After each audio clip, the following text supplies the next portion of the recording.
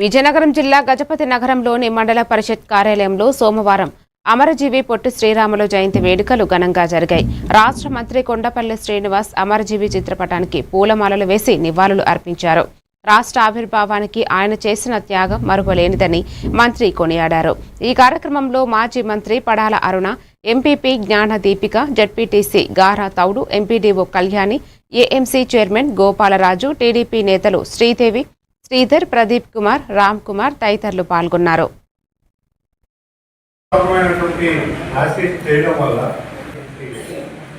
అంటే 10 కాలాల పాటు వచ్చే తరాలు కూడా గుర్తుపెట్టుకోవాలంటే ఒక మంచి చిహ్నం పెట్టాలి.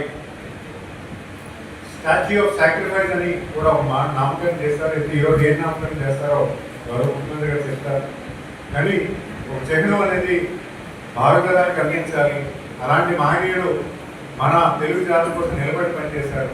కాకుండా దక్షిణాది రాష్ట్రాల్లో ఉన్నటువంటి వైశ్యాస్ కమ్యూనిటీస్ అందరూ కూడా వాళ్ళ వంతు చేయూతన కల్పిస్తూ సుమారు 25 కోట్ల రూపాయలతో విగ్రహం అనేది నెలకొల్పి మన తెలుగు జాతి ఔన్నత్యం ఉన్నటువంటి వ్యక్తిని గౌరవించుకోవడానికి ఒక అవకాశం